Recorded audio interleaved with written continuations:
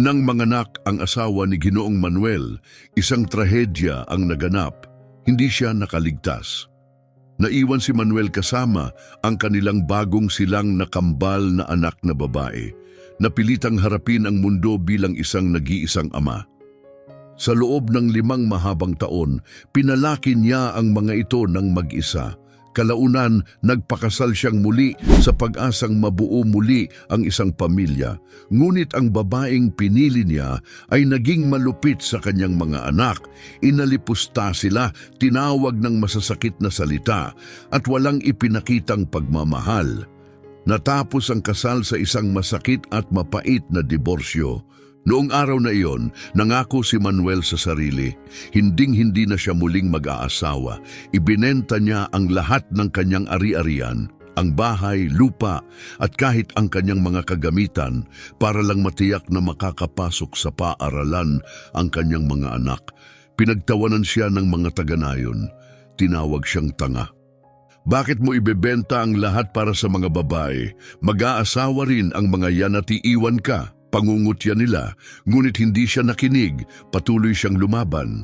At ngayon, makalipas ang maraming taon, bumalik ang mga anak na pinalaki niya ng may buong pagmamahal, hindi lang para dalawin siya, kundi upang ibalik ang lahat ng isinuko niya para sa kanila. Gusto mo bang marinig ang buong kwento? Manatili ka hanggang dulo. At kung bago ka lang dito, siguraduhing mag-subscribe sa aming channel. Ayaw mong mapalampas ang mga susunod. Sa lahat ng aming tapat na manonood, maraming salamat sa patuloy ninyong panonood at suporta. Ngayon, simulan na natin ang kwento. Sa ospital ni Santa Bridget na puno ng pananabik ang paligid hanggang sa unti-unting tumahimik ang mga tunog ng monitor. Ang huling iyak ni Anita ay umalingaw-ngaw bago ang katahimikan ang pumuno sa delivery room. Sa labas, palakad-lakad si Ginoong Manuel, nagtatayo ng mga laruan na eroplanong gawa sa kahoy, habang iniisip ang anak na lalaki na inaasahan niya. Lumapit ang doktor na may malungkot na mukha. Hindi na po siya nakaligtas, mahinang sabi, pero buhay ang inyong kambal na babae. Maingat na iniabot ng 2 nurse ang mga maliit na sanggol kay Manuel, perpektong magkakamukha. Napahigbi siya ng malalim. Anita, sabi natin tatawagin natin siyang Daniel kung lalaki. Mahinang bulong niya, wasak ang puso. Basa ng luha ang malalambot na kumot ng sanggol. Hinalikan niya ang noo ng bawat isa at bulong, Paula, Jennifer, palalakihin ko kayong 2 mag-isa. Sa kabila ng pighati, nanahan sa kanyang puso ang hindi matitinag na pangako ng isang ama. Wala nang ina, wala ring kamag-anak na matatakbuhan. Pumanaw ang kanyang ina 3 buwan bago manganak si Anita. Yakap-yakap ang mga sanggol. Lumabas si Manuel sa gabing tila walang katapusan. Sa bahay, nagkalat ang mga bayarin at dokumento ng burol, tila mga sirang pangarap na nagkalat sa mesa. Dumating ang umaga nang wala pa ring tulog. Umiyak ang kambal sa gutom ngunit wala ng gatas. Agad niyang binalot ang mga bata sa kanyang Amerikana at tumakbo sa nayon. Doon niya nakilala si Aling Ayeli, isang kumadrona na nangangalap ng gatas mula sa mga ina na nagpapasuso. Iniabot nito ang 2 bote ng maligamgam na gatas at mahinang sinabi, sa ating lahat na sila ngayon. Nabigla si Manuel. May kabutihan pa rin pala sa mundo. Sa katahimikan ng sandali, nahanap niya ang sapat na pag-asa para muling huminga. Kinantahan niya ng lullaby na paborito ni Anita ang kanyang mga anak. Malamig ang bahay nang wala si Anita, pero ang maiinit na hininga ng kanyang mga anak ang nagsilbing lakas niya. Sa mga sumunod na linggo, gumawa siya ng lampin mula sa lumang kumot, pinakuluan ang tubig sa lumang kaldero, at natutong mag-swaddle sa pamamagitan ng pagsubok at pagkakamali. Nagsilip ang mga usisero sa bakuran, bulong-bulungan kung paanong isang karpintero lang ang makakapagpalaki ng kambal. Hindi siya natinag. Gumawa pa siya ng mobile mula sa patapong kahoy at sinabit ito sa ibabaw ng kuna. Tuwing inaabot siya ng pagod, inaalala niya ang kanyang pangako. Aalagaan ko kayo. Sa unang check-up, lumusog ang kambal, namangha ang mga nurse. Maging ang mga dating mapanghusga ay tumigil na sa tsismis. Pero sa gabi, sumisingit ang lungkot. Tahimik na tinitingnan ni Manuel ang kanyang mga anak habang natutulog. Kinuwento niya sa kanila ang tungkol sa kanilang ina, ang babaeng mahilig sa mango pie na mas masigla pa sa kampana ng simbahan ng tawa at nag-alay ng buhay para sa kanila. Nanalangin siyang balang araw, maunawaan nila ang sakripisyo ng kanilang ina. Sa ngayon, ang kaya niyang ibigay ay ang kanyang wagas na pagmamahal at pagod ngunit handang mga kamay. Bago pa man sila matutong ngumiti, pinag-uusapan na ng mga tao ang karpinterong hindi sumusuko. Lumipas ang mga buwan, lumaki ang kambal, dahan-dahan, ngunit tuloy-tuloy. Natuklasan ni Paula ang saya ng pagsuso ng hinlalaki, habang si Jennifer naman ay eksperto na sa matinis na iyak tuwing mas pinapansin si Paula. Binabalanseng lahat ni Manuel, pagpapakain, pagpapalit ng lampin at pagtanggap ng mga order sa karpinterya. Habang nag-uukit ng kama, pinapaugoy niya ang kuna gamit ang kanyang paa. Isang hapon, sa sobrang pagod, bumagsak siya. Pagkagising, nandoon ang asawa ng kapitan ng nayon. Kailangan mo ng tulong, Manuel. Mas mabilis kang papatayin ng pride kaysa ng lungkot. Nagsagawa siya ng grupo ng 4 na kababaihan na magpapalitan ng pagbisita. Tumulong sila sa gawaing bahay, nagdala ng pagkain at nagturo sa kanya kung paano palmahin ang umiiyak na sanggol at tamang pagpapalit ng lampin. Bagamat tumutol siya noong una, natutunan niyang tanggapin ang kanilang tulong. Tuwing gabi, bumabalik si Aling Ayeli na may dalang bagong bote ng gatas mula sa mga ina. Tinuruan kaming magbasa ni Anita, sabi niya. Panahon na para suklian. Lumuwag ang kanyang dibdib sa mga salitang iyon. Mas maingat niyang tinala ang schedule ng pagpapakain. Determinadong palakihin ang kanyang mga anak ng malusog. Di naglaon, tumatakbo na sa kanyang paggawaan ang kambal, tila isang mini playground. Kumakapit ang mga pinong supot sa kanilang buhok na parang glitters. Ang unang salitang binigkas ni Paula ay eroplano, kay Jennifer naman ay papa. Ang bawat munting tagumpay ay nagpapaalala kay Manuel kung bakit niya kailangang magpatuloy na ang kanilang edukasyon at kinabukasan ay lahat-lahat sa kanya. Ngunit nagbago na naman ang usapan sa baryo. Ang bawat lalaki kailangan ng asawa, bulong ng mga matatanda. Kailangan ng ina ang mga bata. Biglang nagsilabasan ang mga babae sa palengke, pinupuri ang kanyang galing sa kahoy at nagpapahiwatig ng interes. Ngumiti lamang si Manuel, ngunit sa loob nanatiling sarado ang kanyang puso. Gabi-gabi, umuupo siya sa harap ng larawan ni Anita at ibinubulong ang kanyang mga pangamba. Sapat ba ako para sa kanila? Karapat-dapat sila sa higit pa sa laruan at mobile na kahoy. Hindi nagsasalita ang larawan, ngunit tila laging may liwanag ang mga mata nito sa ilalim ng kandila, tahimik na pagpayag.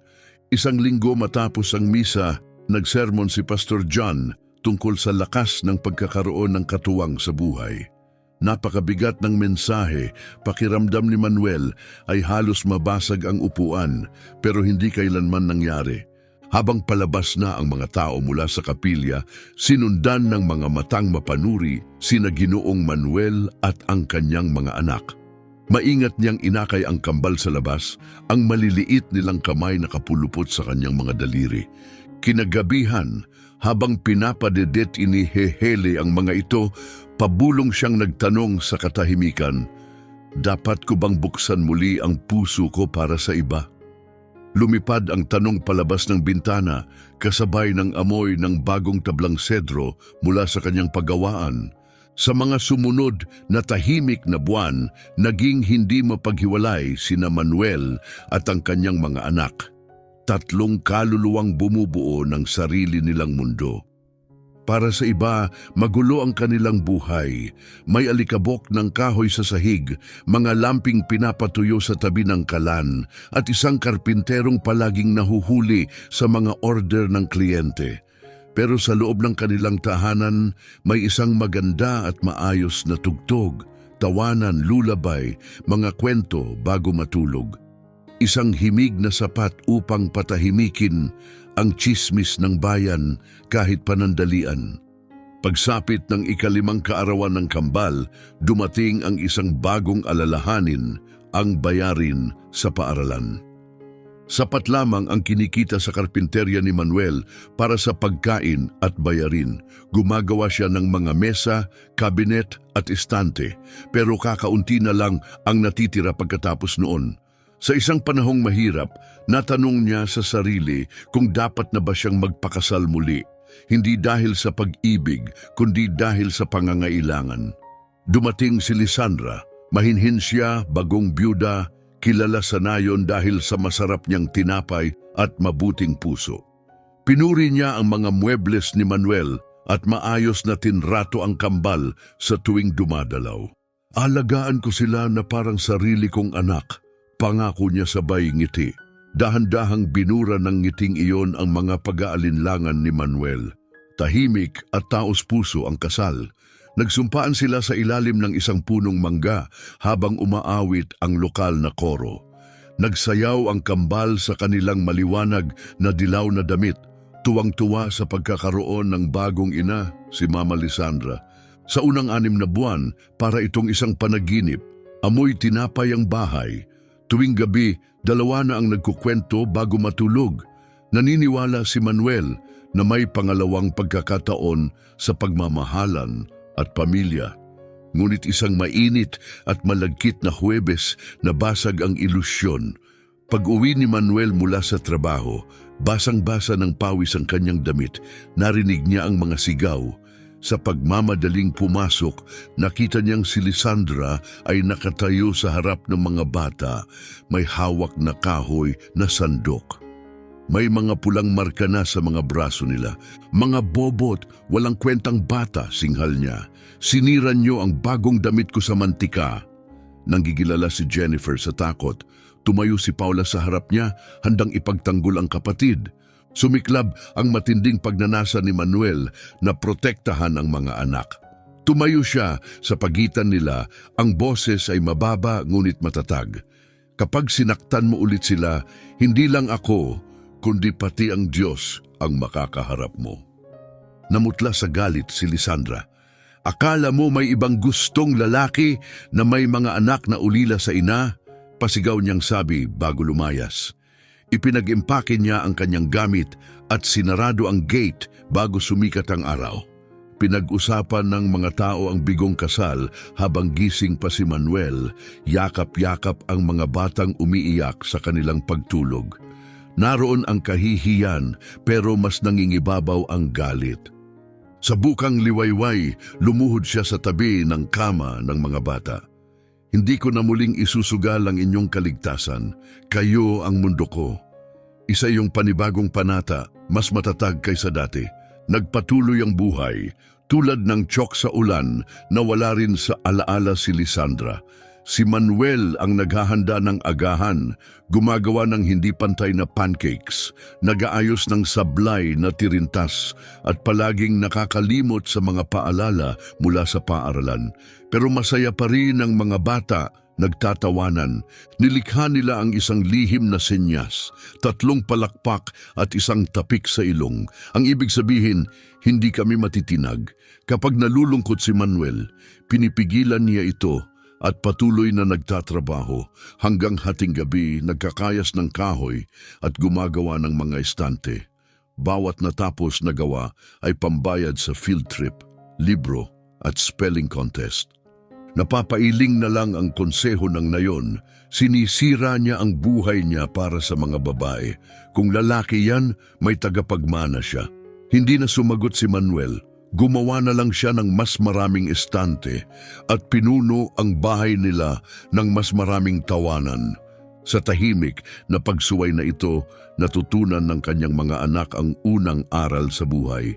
Ang tunay na pamilya ay pinipili, hindi lamang isinisilang. Lumipas ang kanilang elementarya sa masayang pagdaan.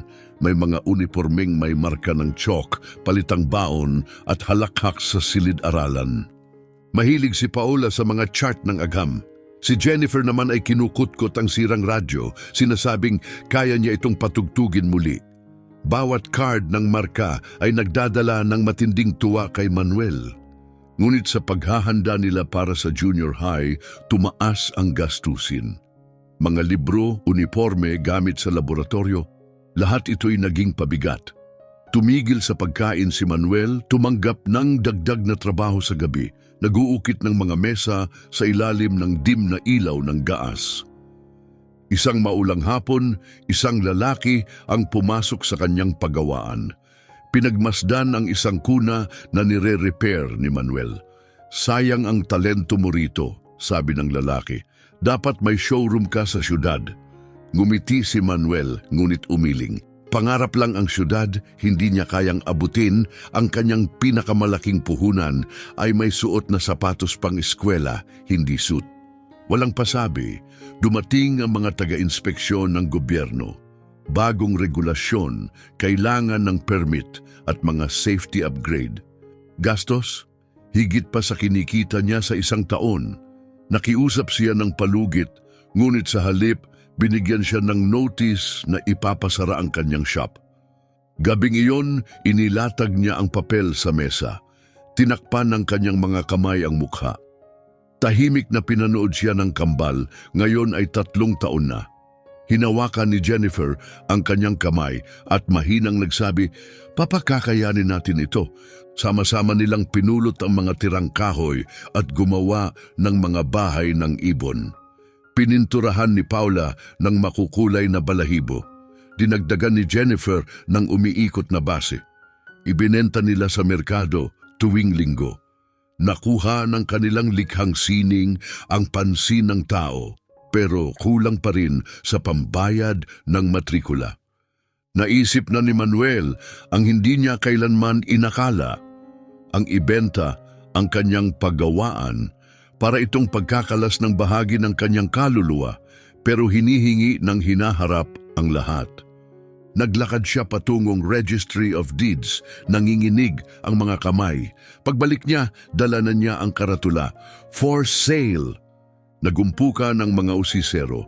"Hangal talaga," sabi nila. "Aalis rin yung mga babae. Kung lalaki sana may pamana siya."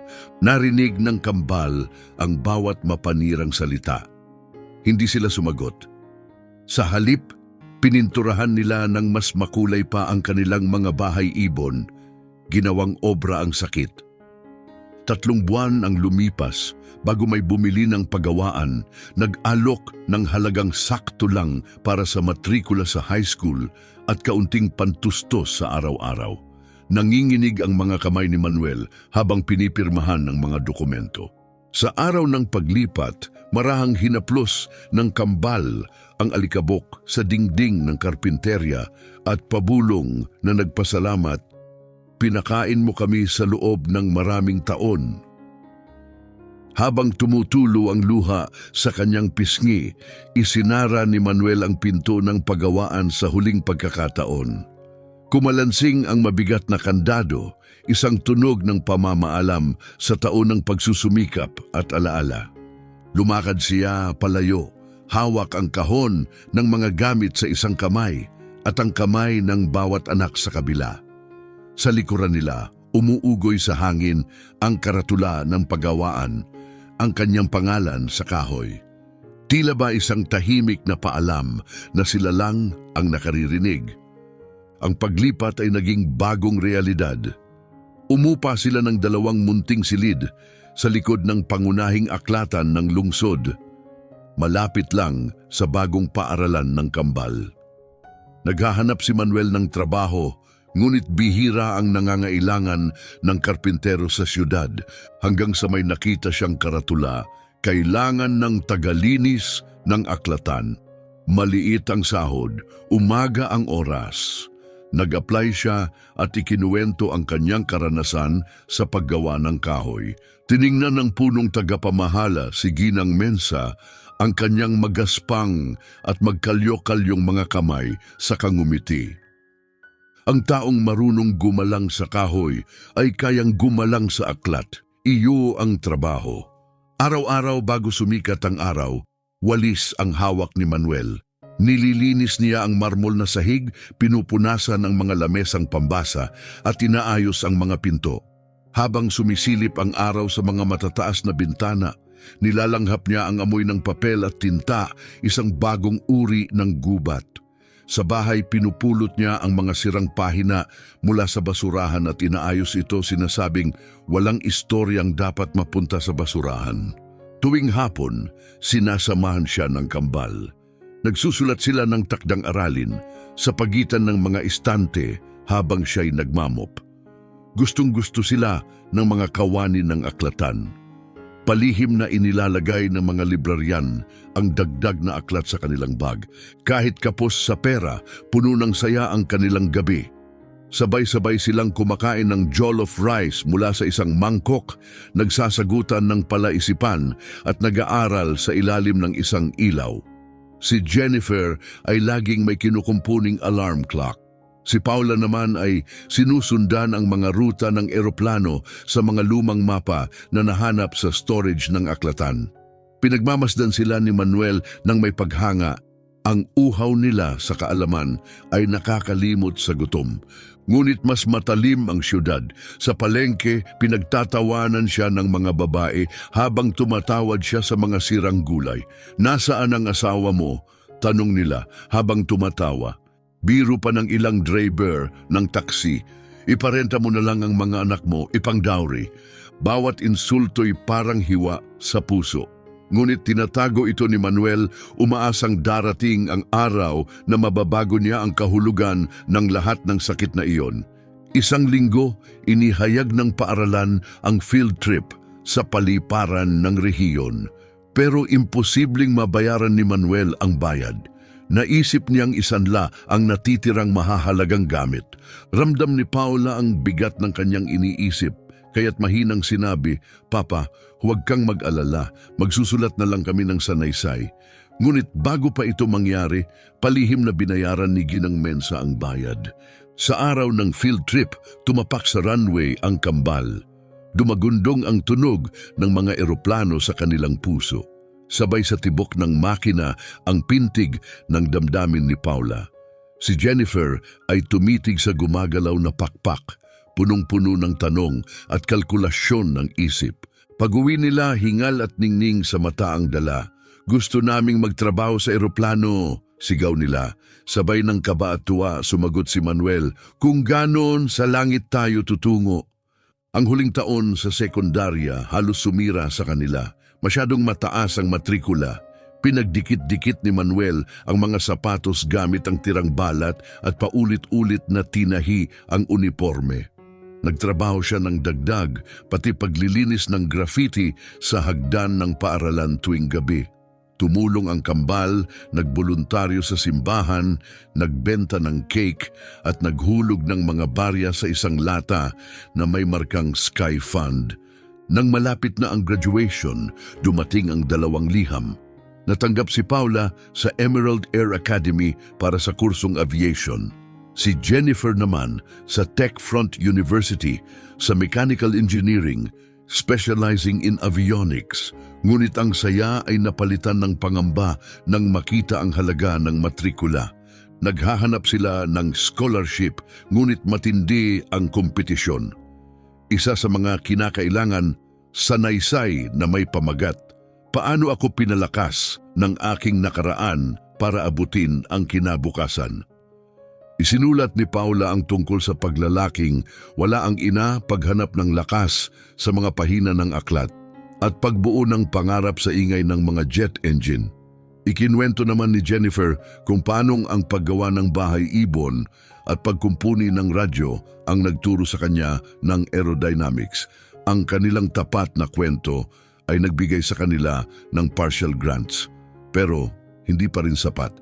Isang madaling araw, tahimik na nakatayo si Manuel sa harap ng kanilang inuupahang kwarto, nakatingin sa huling alaala ng kanyang dating buhay, ang kahon ng mga gamit sa karpinterya.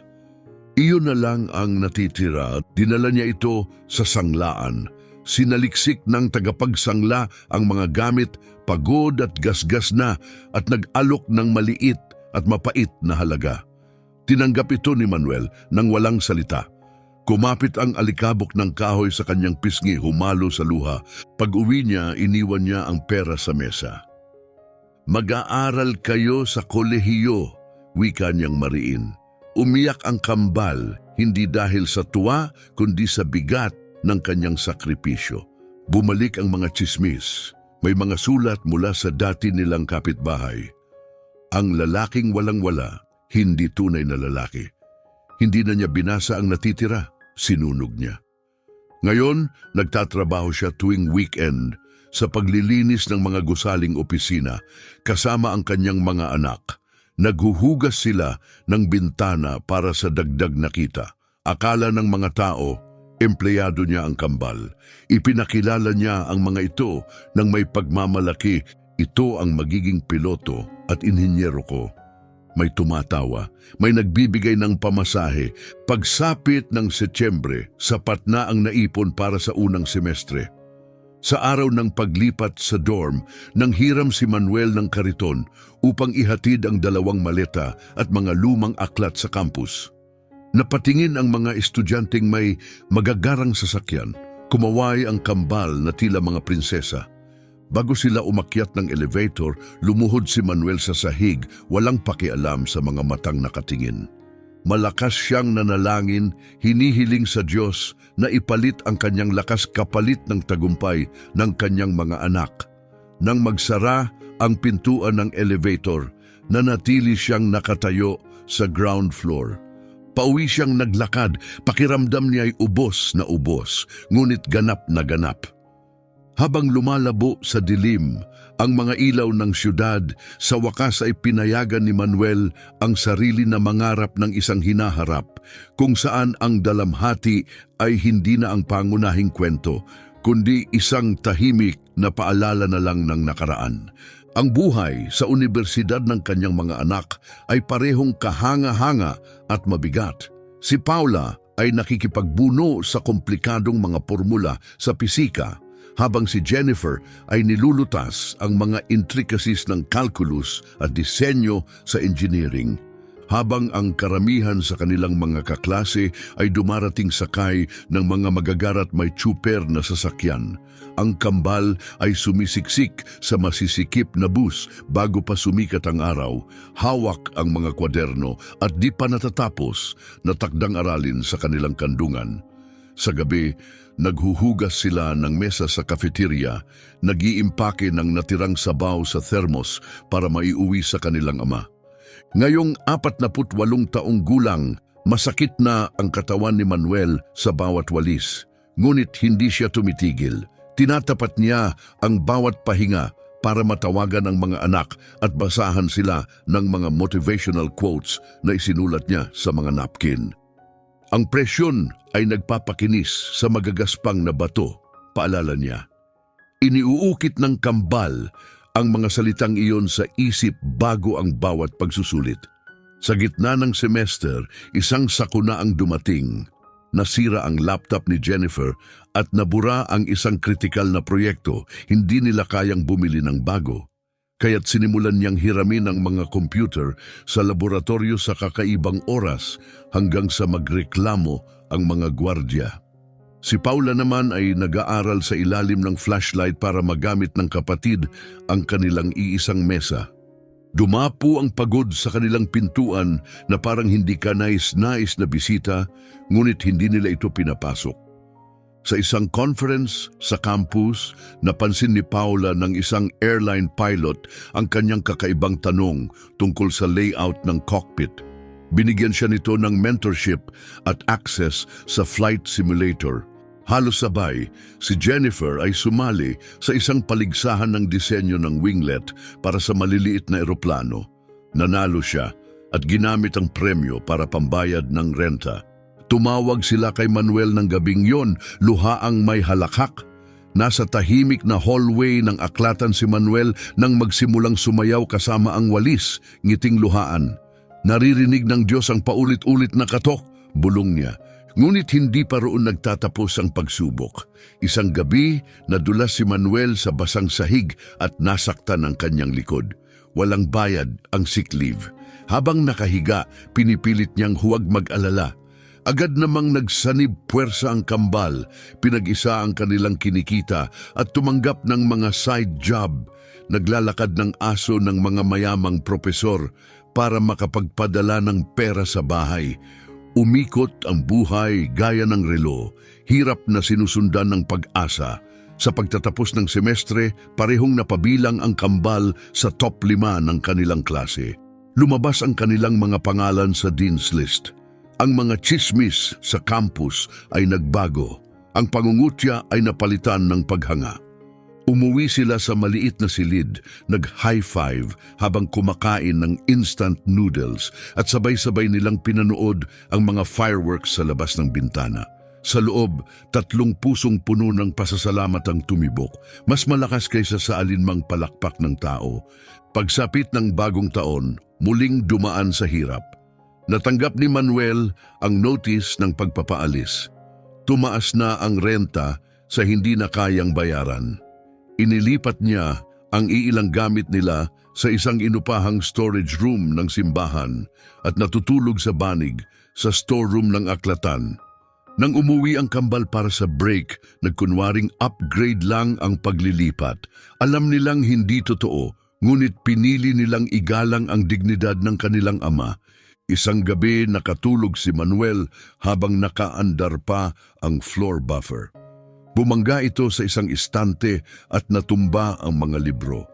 Isa roon ay isang bihirang first edition na nabasa ng tubig. Napahindik si Ginang Mensa, ang tagapamahala ng aklatan. Manuel, bumabagsak na ang iyong kalusugan, mahinahon niyang wika. Sa takot na matanggal, inamin na ni Manuel ang totoo. Ngunit imbes na tanggalin siya, nagpaorganisa si Ginang Mensa ng fundraiser. Ipinaalala niya sa lahat ang dekadang serbisyo ni Manuel. Nagbigay ang mga propesor. May mga alumni pang nagpadala ng tseke. Sa loob lamang ng ilang linggo, sapat na para mapagamot si Manuel at makalipat sa maliit na apartment malapit sa campus.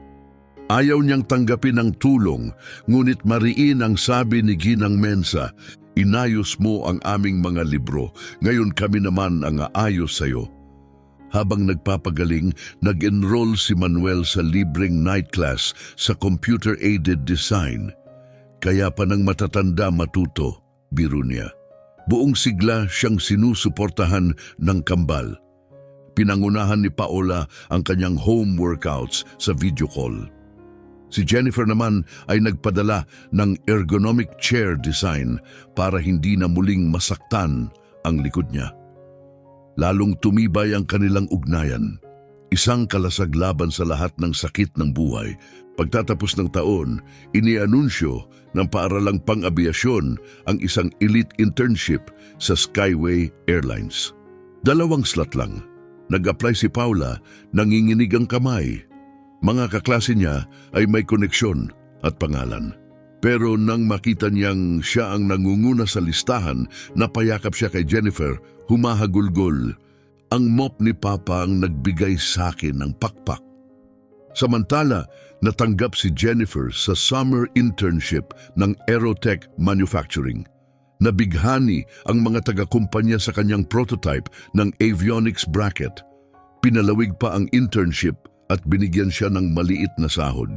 Kalahati agad ang pinadala sa bahay. Ginamit iyon ni Manuel para sa wakas ay makabili ng health insurance. Sa gabi, isinusulat ni Manuel sa kanyang journal ang pasasalamat sa bawat sakripisyo. Sa gatas na galing sa ibang ina, sa duyan na nauwi sa bahay ibon, sa sahig ng library na naging daan sa mga anghel. Nakita na niya ang kabuuan ng larawan, bawat sakit ay lumilikha ng puwang para sa mas maganda. Ang kanilang huling taon ay parang bagyong walang tulog. Puno ng simulasyon, proyekto at kape. Buhay sila sa isang paniniwala, isang hakbang pa. Kapag dumadalaw ang takot, tumatawag sila sa Ama upang marinig ang kanyang tinig na nagbabasa ng Salmo 23. Si Manuel naman ay umaasa sa mga kaibigan sa aklatan na sinisigurong siya'y kumakain at hindi sobra sa trabaho.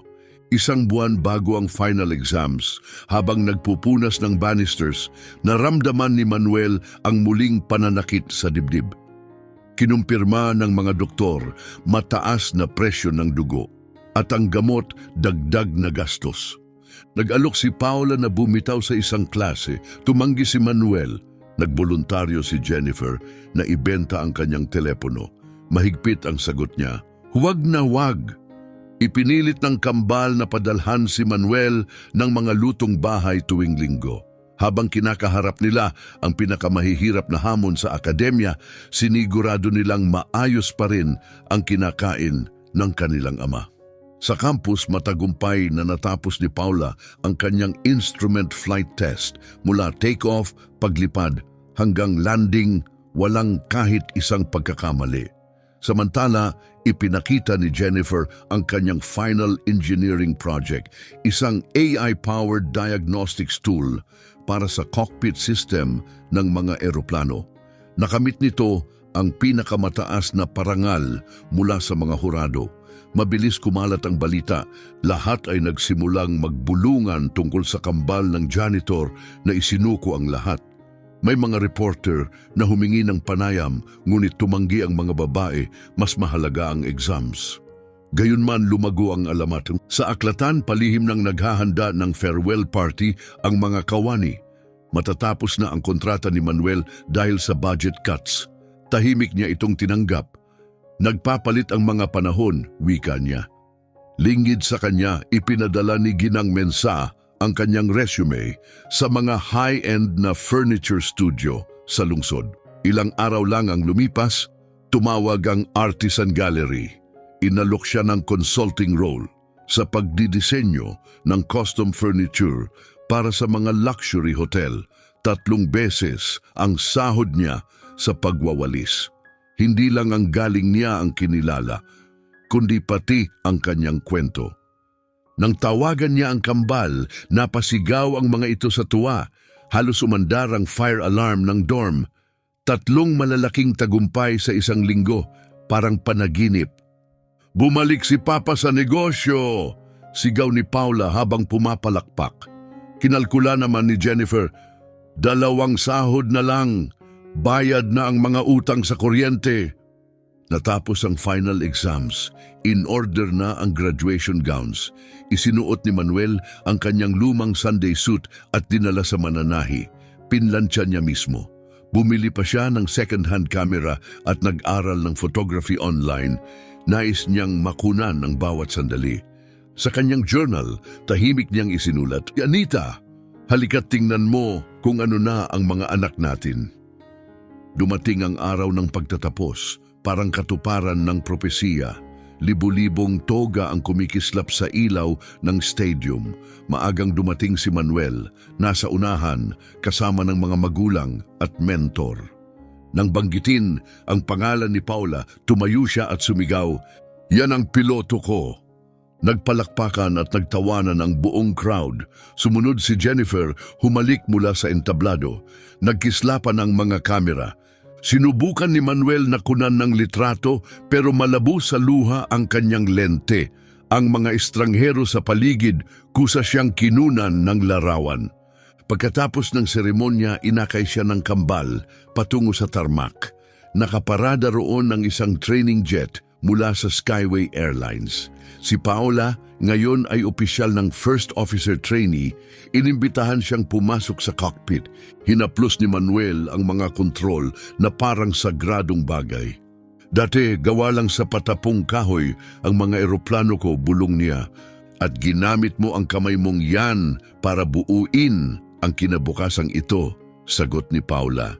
Sumama si Jennifer at iniabot ang isang regalo.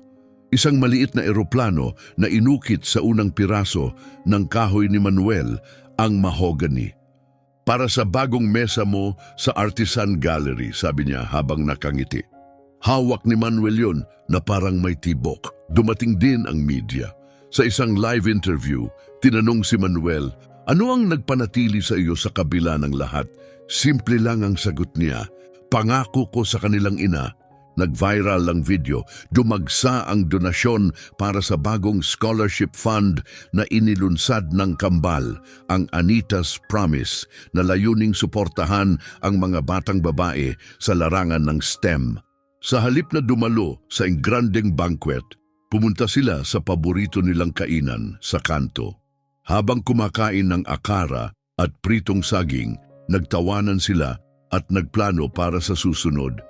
Ang flight simulator hours ni Paula, ang research placement ni Jennifer, at ang unang proyekto ni Manuel sa Artisan Gallery, isang sculpted walnut reception desk para sa downtown hotel.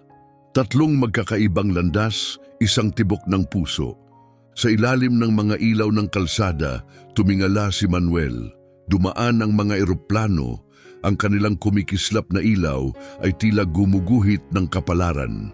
Sa unang pagkakataon sa loob ng 21 taon, nakahinga siya ng malalim, walang alinlangan. Ang kanyang pangako ay hindi lang nanatili, ito'y lumipad. Lumipas ang 6 na buwan. Makikita na sa mga luxury hotel at corporate offices ang custom furniture ni Manuel. Kumuha siya ng mga apprentice, itinuturo ang parehong sining-sining ng kahoy at mga aral sa buhay. Sa gabi, nag-enroll siya sa business classes upang matutunan ang logistics at supply chain. Ang pagkatuto ay walang hanggan, sabi niya sa kanyang mga trainee, ang parehong aral na ibinigay niya sa kanyang mga anak. Si Paula ay lumilipad na ngayon bilang co-pilot sa regional flights, kinokolekta ang mga postcard mula sa mga lungsod na dati tinitingnan lang niya sa lumang mapa ng aklatan. Tuwing landing, pabulong niyang sinasabi, "Papa, nakarating tayo!" Si Jennifer naman ay nakakuha ng patent para sa kanyang diagnostics invention. Inalok siya ng leadership role sa Aerotech, pero may kondisyon siya. Pondohan ang kanyang eco-fuel research. Pumayag ang kumpanya, pinagsama ng Kambal ang kanilang ipon at nagsimulang maghanap ng bahay. Isang Sabado, inimbitahan nila si Manuel sa isang meeting. Akala niya ay tungkol sa kliyente, ngunit dinala siya sa isang tahimik, gated community sa labas ng lungsod. Huminto sila sa harap ng isang magandang cream-colored na bahay. "Ito ang bago mong tahanan," sabi ni Jennifer. May nakapaskil sa tabi ng pinto, Manuel House, ukit sa gintong plaque. Hindi siya makapagsalita. Sa loob, ang mga dingding ay puno ng alaala, mga litrato ni Anita, mga baby picture ng Kambal, at kopya ng kanyang orihinal na lisensya sa pagkakarpintero. Tumulo ang luha niya sa sahig na marmol. "Hindi ko ito matatanggap," garalgal niyang wika. "Dati kang natutulog sa storeroom para lang makapasok kami sa paaralan," sagot ni Paula. "Tanggapin mo ito ngayon dahil kaya na naming ibalik." Yumakap si Manuel sa kanila ng mahigpit. Sa huli, tawa ang pumalit sa mga luha. Naghanda sila ng salu-salo sa bagong tahanan, inimbita ang lahat ng tumulong, ang mga librarian, mga donor mothers, mga apprentice, at pati ang mga dating nagduda sa kanya. May mga humingi ng tawad, may ibang tahimik lang, mga saksi sa kung ano ang kayang buuin ng pananampalataya. Itinaas ni Manuel ang kanyang baso ng malamig na malt soda at nag-toast para kay Anita at sa bawat anghel na hindi nakita ngunit tumulong sa amin. Gabing yon, nakatayo si Manuel sa balcony, pinagmamasdan ng kumikislap na lungsod. Parang kandilang nakasindi sa panalangin ang mga ilaw sa ibaba. Sa kalangitan, may eroplano na paakyat. Baka si Paula ang nasa loob o baka hindi mahalaga. Ang langit ay para na ring personal na tala-arawan, isinusulat sa ulap at bakas ng tambutsyo. Ngayon na mas matatag na ang kanilang mga buhay, itinuon ng Kambal ang pansin sa paglilingkod sa iba. Nagmungkahi sila sa lokal na konseho ng isang pambihirang ideya, isang pinag-isang paaralan at klinika sa kanilang bayang kinalakihan kung saan kapos ang edukasyon at kalusugan. Ang pondo ay nagmula sa kanilang sariling sahod, kita ng negosyong furniture ni Manuel at mga donasyong naudyok ng kanilang kwento. Tinanggap ito ng konseho at nag-alok ng lupa. Agad sinimulan ang konstruksyon. Si Manuel ang namahala sa mga muebles, disenyong may espasyo para sa mga kaliwete, isang detalyeng madalas nakalilimutan. Si Paula naman ay nanguna sa aviation science workshops. Tuwing weekend, hinahayaan ang mga bata na gumawa ng eroplano mula sa papel at mangarap ng malaki. Si Jennifer ang nag-install ng solar panels. Ipinaliwanag sa mga bata ang kahalagahan ng renewable energy sa simpleng pananalita. Sa araw ng pagbubukas, dumalo ang buong komunidad. Ang gusali may pangalang Anita Memorial School and Health Centers. May koro, lumipad sa ibabaw ang eroplano mula sa Skyway Airlines bilang parangal kay Paula, ang piloto ng bayan. Nagsigawan ang mga bata. Napaluha ang matatanda. Umakyat sa entablado si Manuel at nagsalita. Noon, sinasabi ng iba na sayang lang ang edukasyon para sa babae. Ngayon, ang mga babaeng iyon ang bumabalik upang magbigay. Nagpalakpakan ang lahat. Pinuri ng media ang kambal, ngunit iniangat nila ang mga hindi nabibigyang pansin, mga donors at taga-suporta tulad ni na Aling Ayeli at Ginang Mensa. Bawat isa ay binigyan ng plake. Ang kababaang loob ang paliparan ng tunay na pagbabago, wika nila. Sa mga sumunod na buwan, bumaba ang bilang ng mga sakit na kayang lunasan at dumami ang estudyanteng pumapasok, lalo na ang mga batang babae. Kumalat ang kwento ng tagumpay. Isang batang babae ang nagsabing gusto niyang maging pilot doctor, inspirasyon ng magkapatid. Ang pangakong binitiwan ng kanilang ama ilang dekada na ang nakaraan ay ngayon ay lumilikha na ng alon sa maraming henerasyon at hangganan.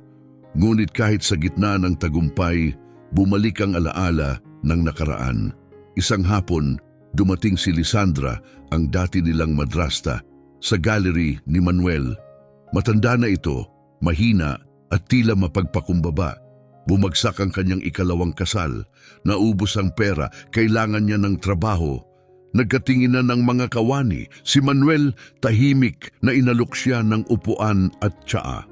Sa katahimikan nagsisi si Lisandra, ako'y naging mapait, naligaw sa sarili kong dilim. Naroon ang galit kay Manuel, ngunit mas nangingibabaw ang alaala ng mga gabing isinasalin niya ang pagpapatawad sa bawat ukit ng kahoy. Inalok niya si Lisandra ng maliit na consulting role, ngunit may kondisyon. Mag-uulat siya sa human resources, hindi sa kanya. Gabing iyon, sinabi niya ito sa kambal.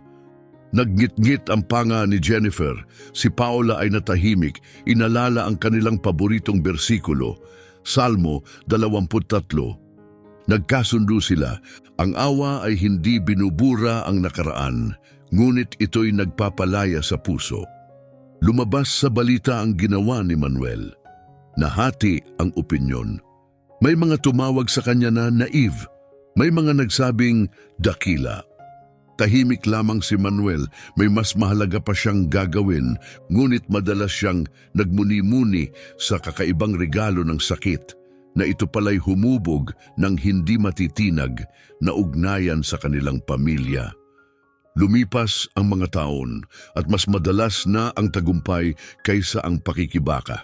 Si Paula ay naging captain, lumilipad sa international flights at nangongolekta ng postcard mula sa mga lungsod na dati nasa lumang mapalang ng aklatan.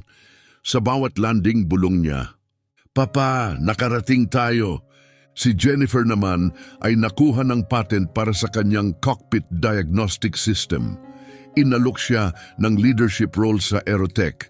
Tinanggap niya ito sa kondisyong popondohan din nila ang kanyang eco-fuel research. Pumayag ang kumpanya, pinagsama nilang muli ang ipon, naghanap ng bagong bahay para kay Manuel. Isang Sabado, inimbitahan nila ang ama para raw sa quote sa furniture. Pero huminto sila sa harap ng isang magandang bahay, cream-colored ang pader. "Welcome home, Papa," sabi ni Jennifer. May plaque na nakaukit sa ginto, Manuel House. Sa loob, ang mga dingding ay may larawan ni Anita, baby pictures ng kambal at kopya ng lisensya ni Manuel bilang karpintero. "Hindi ko matatanggap lahat ng ito," bulong niya. "Dati kang natulog sa sahig ng storeroom para makapasok kami sa paaralan. Hayaan mong maibigay namin ang bubong na ito sa iyo," sagot ni Paula. Hindi na siya nakasagot. Luha ang nauna. Niyakap niya sila hanggang ang katahimikan ay napalitan ng tawa. Nagdaos sila ng housewarming celebration. Dumalo ang mga librarian, donor mothers, apprentices at pati ang mga dating nagduda sa kanya. May mga humingi ng tawad, may iba'y tahimik lang, tinamaan ng bigat ng katotohanan. Itinaas ni Manuel ang kanyang baso ng malamig na malt soda at nagtoast. "Para kay Anita at sa bawat anghel na hindi nakita ngunit tumulong sa amin." Pagkalipas ng gabi, nakatayo si Manuel sa balcony ng mansyon. Pinagmamasdan ang abot tanaw. Sa malayo, muling umakyat ang isang eroplano. Baka si Paula ulit ang nasa likod ng manibela, o baka hindi. Pero ang langit, kanila na. Ngayon na matatag na ang pundasyon, mas malalaki na ang pangarap ng kambal. Nagsumite sila ng mga plano para sa mga bagong scholarship, tech labs at community programs. Kumalat ang epekto, parang apoy ng inspirasyon. Sa ika-20 anibersaryo ng Anita Memorial School and Health Center, nagtipon ng malaking tao para sa seremonya ng pagpapalawak. Si Manuel, ngayon ay 70 taong gulang, ay naglakad gamit ang isang baston na inukit ni Jennifer. Ang mga bata ay umawit ng kantang A Father's Promise. Ang liriko ay isinulat ni Paula habang naka-layover sa isang biyahe. Pagkatapos ng programa, lumapit ang batang si Amina at hinawakan ang manggas ni Manuel. "Sir," bulong niya, "gusto kong maging aerospace engineer at tulungan si Captain Paula." Punong-puno ng damdamin ang kanyang mga mata. Dahan-dahan siyang lumuhod, walang pakialam sa kirot ng tuhod. "Kung gayon, sikapin mong lumampas sa ulap, anak." May kumuha ng litrato. Naging cover ito ng international na magazine, may pamagat, Faith in Flight. Kinagabihan, punong-puno ng buhay ang bahay ni Manuel. Mga apprentice, engineer, librarian, donor mothers, at maging ang mga dating mapanghusga ay nagsalo sa ilalim ng mga ilaw. Hindi ito basta handaan. Ito ang patunay na sa pananampalataya, sakripisyo at pagmamahal, maaari kang magtayo ng langit sa lupa. Itinaas ni Manuel ang kanyang baso at marahang tinapik ito, isang hudyat ng katahimikan. Sa tinig na kalma, ngunit matatag, nagsalita siya ng mga salitang nagpatahimik sa buong silid. "Pag-ibig ang tanging puhunan na hindi kailanman nalulugi. Salamat sa inyo sa pagpapatunay sa katotohanang yan." Napuno ang silid ng tahimik na paghanga hanggang tumayo ang kambal para sa isang huling sorpresa. Inanunsyo nila ang nalalapit na pagpapalabas ng isang dokumentaryo na magsasalaysay ng buong paglalakbay ng kanilang pamilya. Ito'y itatampok sa mga paaralan sa buong mundo. Habang tumutugtog ang trailer, pinanood ito ni Manuel, luha ang nangingislap ang mga mata, mga eksena ng lumilipad na alikabok ng kahoy, mga tahimik na pasilyo ng aklatan at nagniningning na runway. Bawat isa'y bahagi ng kanyang buhay, pinagdugtong ng alaala at kahulugan. Hindi na napigilan ang damdamin, tumayo siyang muli at humarap sa lahat. "Kung may aral mang dala ang aming kwento," wika niya, "puno ng dangal, ito ang aral. Ang bawat bata ay isang paliparan. Linisin mo lang ang landas, makakahanap sila ng langit." Maya-maya, mag-isa sa balcony, muling tumingala si Manuel sa kalangitan.